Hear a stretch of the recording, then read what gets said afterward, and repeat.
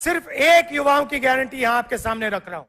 యువకులకి సంబంధించిన అన్ని విషయాలు ఇలా చెప్పదలుచుకోలేదు, ఒక్క విషయమే నేను పదే పదే మీకు మనవి చేస్తున్నాను। मगर अगर आप मैनिफेस्टो में देखेंगे तो युवाओं के लिए अनेक और वायदे हमारे मैनिफेस्टो में हैं। మీరు మా మేనిఫెస్టో చూస్తే యువకులకి ఇంకా ఎన్నో అంశాలు కూడా మేము హామీ ఇస్తున్న విషయం మీకు తెలియవస్తది। आप जानते हो कि हिंदुस्तान की महिलाएं हमारे भविष्य की देखभाल करती हैं। భారతదేశంలో మహిళలు మన భవిష్యత్తు చూసుకుంటారని చెప్పి నేను మనవి చేస్తున్నాను। और जो महिलाएं जॉब करती हैं वो 2 जॉब्स करती हैं। ఉద్యోగాలు చేసే మహిళలు 2 ఉద్యోగాలు చేస్తారని చెప్పి కూడా నేను మనవి చేస్తున్నాను। एक ऑफिस में जाकर या मजदूरी कर कर और दूसरी घर में जो वो अपने बच्चों की और परिवार की रक्षा करती हैं उनके लिए काम करती हैं। మహిళలు లేబర్ గా పొలాల్లో ఆఫీస్ లో పనిచేస్తూ ఇంటిని కూడా మొత్తం చూసుకుంటారు, 2 ఉద్యోగాలు చేస్తున్నా అని చెప్పి నేను భావిస్తున్నాను। और हिंदुस्तान में मोदी सरकार के आने के बाद करोड़ों लोग फिर से गरीबी में घुस गए हैं। భారతదేశంలో నరేంద్ర మోదీ ప్రభుత్వం వచ్చిన తర్వాత చాలా మంది మళ్ళీ నిరుపేదలు అయిపోయారు। इसीलिए हम एक नारी न्याय कानून लाएंगे। అందుకోసమే నారీ న్యాయ అంటే మహిళలకు న్యాయం మేము తీసుకురాబోతున్నాము। नारी न्याय हिंदुस्तान के हर गरीब परिवार की एक महिला के बैंक अकाउंट में साल में 1 लाख रुपए डालेगी। ఈ నారీ న్యాయలో మహిళలకి అన్య న్యాయంలో ప్రతి కుటుంబంలో ఒక మహిళకి సంవత్సరానికి 1,00,000 రూపాయలు ఇవ్వబోతుందని చెప్పి నేను మనవి చేస్తున్నాను। ये क्रांतिकारी कदम है। ఇది విప్లవాత్మక మార్పు తీసుకురావాలని సమాజంలో చెప్పి నేను మనవి చేస్తున్నాను। इससे पूरे देश का चेहरा बदल जाएगा। దేశం యొక్క ముఖ చిత్రం దీని ద్వారా మారబోతుందని చెప్పి నేను మనవి చేస్తున్నాను। आप सोचिए, हिंदुस्तान के सबसे गरीब परिवारों को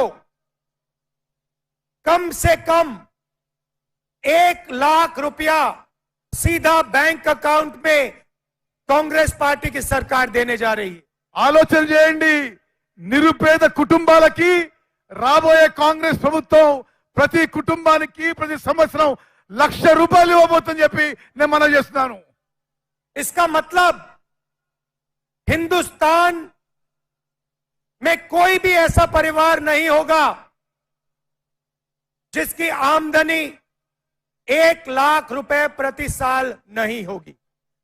అంటే మొత్తం భారతదేశంలో ఒక్క కుటుంబానికి కూడా ఆదాయం సంవత్సరం ఆదాయం 1,00,000 రూపాయల కంటే తక్కువ ఉండబోదు అని చెప్పి నేను మనవి చేస్తున్నాను।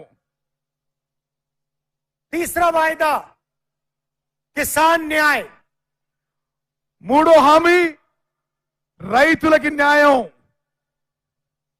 आप जानते हो कि आज हिंदुस्तान में रोज हजारों किसान आत्महत्या करते हैं। మీకు తెలుసు భారతదేశంలో ప్రతిరోజు వేల మంది రైతులు ఆత్మహత్య చేసుకుంటున్నారు। इस देश में रोज 30 किसान आत्महत्या करते हैं। ఈ దేశంలో ప్రతిరోజు 30 మంది రైతులు ఆత్మహత్య చేసుకుంటున్నారు।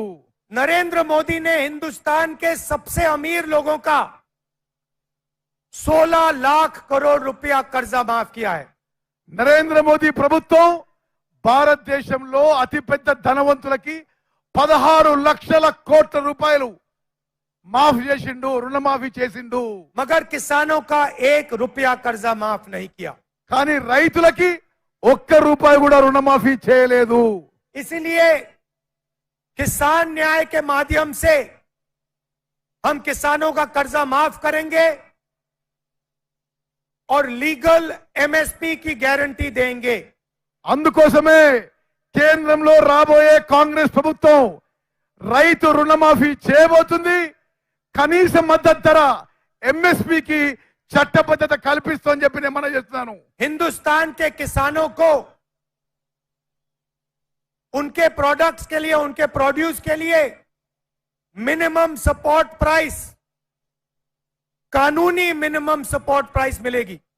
భారతదేశంలో ప్రతి రైతుకి వాళ్ళు పండించే ప్రతి వ్యవసాయ ఉత్పత్తికి మద్దతు ధర, కనీస మద్దతు ధరకి చట్టబద్ధత కల్పించబోతున్నాము। और स्वामी नाथन फॉर्मूला के मुताबिक मिलेगी।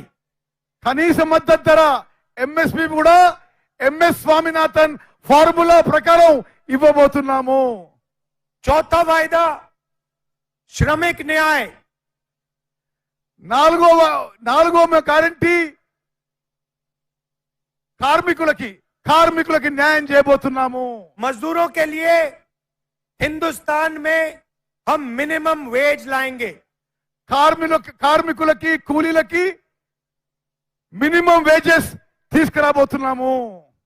मनरेगा के लिए और दूसरे मजदूरों के लिए कम से कम 400 रुपए प्रतिदिन की मिनिमम वेज हम लागू कर देंगे।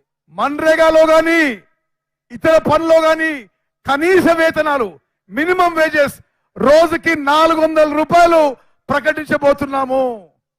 और पांचवा वायदा शायद सबसे जरूरी और ऐतिहासिक वायदा, ఐదో ఇచ్చిన మాట చాలా పెద్ద విషయం, ఇది అందరూ మీరు జాగ్రత్తగా వినాలని కోరుకుంటున్నా। हिंदुस्तान में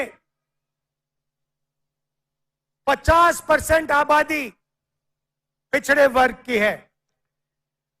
భారతదేశంలో 50% జనాభా వెనుకబడి తరగతున్న వాళ్ళు, 15% आबादी दलितों की है, 15% జనాభా దళితులు ఉన్నది, 8% आबादी आदिवासियों की है, 8% గిరిజనులు ఆదివాసులు ఉన్నారు, 15% आबादी माइनॉरिटीज की है, 15% మైనారిటీల జనాభా ఉన్నది, और 5% आबादी गरीब जनरल कास्ट की है।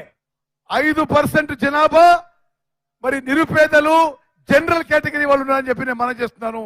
अगर आप इन सबको मिला दें तो 90% आबादी इन लोगों की बनती है।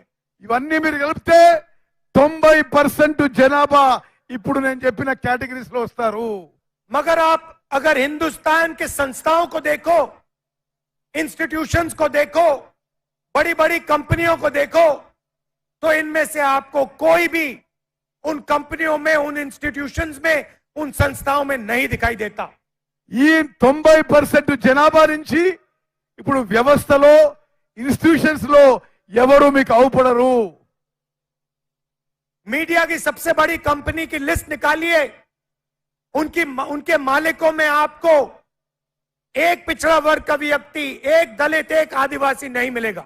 మీడియా కంపెనీలను మీరు చూస్తే మీడియా కంపెనీ ఓనర్లు ఎవరు కూడా బీసీలు గాని, ఎస్సీలు గాని, ఎస్టీలు గాని మీకు అవుపడరు। हिंदुस्तान की सबसे बड़ी 200 कंपनियों के मालिकों की लिस्ट निकालिए, భారతదేశంలో మీరు పెద్ద కంపెనీల లిస్ట్ చూస్తే ఈ ఎరుకబడిన వర్గాలు ఎవరు అవుపడరు। उसमें आपको एक पिछड़ा वर्ग का व्यक्ति नहीं मिलेगा। భారతదేశంలో ఉన్న పెద్ద కంపెనీల్లో బీసీ, ఎస్సీ, ఎస్టీ ఓనర్స్ ఎవరు మీకు అవుపడరు। एक दलित नहीं मिलेगा, एक गरीब जनरल कास्ट का नहीं मिलेगा, एक माइनॉरिटी नहीं मिलेगा, एक आदिवासी नहीं मिलेगा। ఒక్క దళితుడు గాని, ఒక్క ఆదివాసీ గాని, ఒక్క మైనారిటీ గాని ఎవరు కూడా ఈ ధనవంతుల లిస్ట్ లో మీకు దొరకరు। हिंदुस्तान की सरकार को 90 लोग चलाते हैं। आईएएस अफसर